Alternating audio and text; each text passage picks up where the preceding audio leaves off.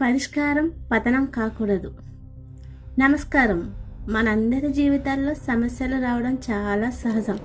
కష్టం రాగానే మన మైండ్ బ్లాక్ అవుతుంది. ఎలాగైనా సరే ఆ కష్టాల సుడిగుండం నుండి బయటపడాలని గిలగిలా కొట్టుకుంటాం.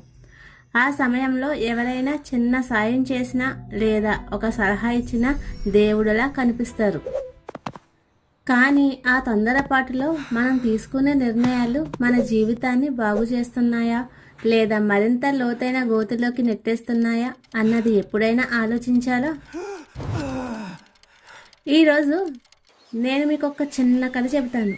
ఇది మీరు చిన్నప్పుడు వినదే కావచ్చు, కానీ ఇందులో దాగి ఉన్న అర్థం మన జీవితానికి చాలా అవసరం. ఒక పెద్ద మర్రి చెట్టు మీద ఒక కొంగల కుటుంబం నివసించేది. ఆ చెట్టు కింద ఒక పాము ఉండేది.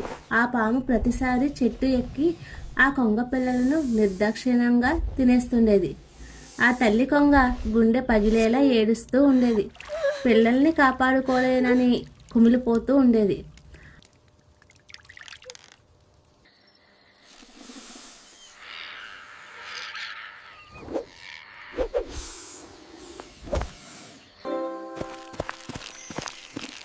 ఆ కొంగ ఏడుపు విన్న ఒక పీత అక్కడికి వచ్చింది. ఎందుకు ఏడుస్తున్నావు అని సానుభూతిగా అడిగింది. ఆ కొంగ తన బాధంతా చెప్పుకుంది. కానీ ఇక్కడే ఒక ట్విస్ట్ ఉంది. పీతకి కొంగ పాము రెండూ జన్మతః శత్రువులే. కాబట్టి ఒక దెబ్బకు రెండు పిట్టలు అన్నట్టు పీత ఒక ప్లాన్ వేసింది.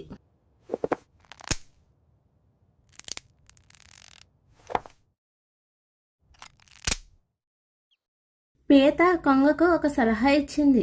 నువ్వు వెళ్ళి పాము కన్నం దగ్గర నుంచి ముంగీస తిరిగే దారి వరకు చనిపోయిన చేప ముక్కలు వెయ్యి.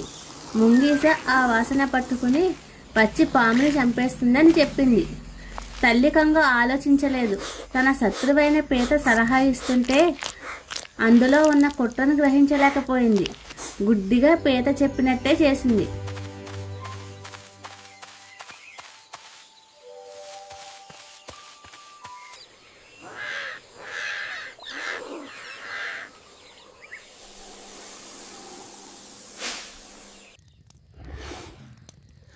పీత ప్లాన్ వర్కౌట్ అయ్యింది. ముంగీస వచ్చింది.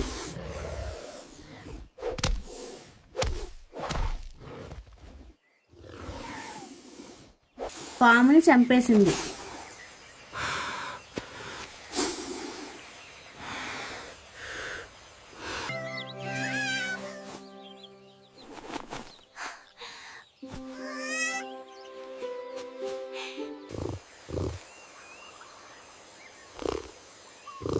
కానీ పామును చంపిన ముంగీస కన్ను చెట్టు మీదకున్న కొంగల మీద పడింది. అంతే, పాము పోయిందన్న ఆనందం క్షణం కూడా నిలవలేదు. ఆ ముంగీస కొంగలను కూడా తినేసింది. మిత్రులారా, ఈ కథలో నీతేంటి? సమస్యకు మనం చూపే పరిష్కారం ఆ సమస్యను మరింత పెద్దదిగా మార్చకూడదు. కొంగ చేసిన తప్పేంటి? మొదటిది, బాధలో ఉండి బుద్ధిని వాడలేదు. రెండవది, సలహా అడగకూడని వ్యక్తిని సలహా అడిగింది. మూడవది, తాత్కాలిక ఉపశమనం కోసం చూసింది, కానీ భవిష్యత్తులో వచ్చే ప్రమాదాన్ని ఊహించలేకపోయింది. మన జీవితంలో కూడా సరిగ్గా ఇదే జరిగింది. అప్పుల బాధలో ఉన్నామని ఇంకో పెద్ద అప్పు చేస్తాం. ఆ తర్వాత వడ్డీలు కట్టలేక ప్రాణాల మీదకు తెచ్చుకుంటాం. కెరీర్లో ఒక చిన్న ఫెయిల్యూర్ వచ్చిందని లేదా ఎవరైనా ఏదో అన్నారని డిప్రెషన్లోకి వెళ్ళి తప్పుడు అలవాట్లకు బానిసలు అవుతాం.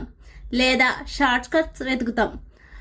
సమస్య పోతే చాలు అనుకుంటాం, కానీ మనం ఎంచుకునే తప్పుడు దారి ముంగిసలా మారి మన జీవితాన్నే నాశనం చేస్తుందని గ్రహించాం. గుర్తుంచుకోండి, సమస్య వచ్చినప్పుడు భయపడకండి. ఉద్వేగంతో ఆవేశంతో నిర్ణయాలు తీసుకోకండి. ప్రశాంతంగా కూర్చుని ఆలోచించండి. సలహాలు తీసుకునేటప్పుడు వాళ్ళు మీ శ్రేయభిలాషులా కాదా అని నిర్ధారించుకోండి. ఒక అడుగు వేసే ముందు దీనివల్ల రేపు నా జీవితం బాగుపడుతుందా లేదా కొత్త సమస్య వస్తుందా అని మిమ్మల్ని మీరు ప్రశ్నించుకోండి. మీ పరిష్కారం మీ భవిష్యత్తుకు పునాది కావాలి, కానీ మీ పతనానికి దారి తీయకూడదు. సరైన ఆలోచన చేయండి, ధైర్యంగా అడుగు వేయండి, విజయం సాధించండి. జై హింద్.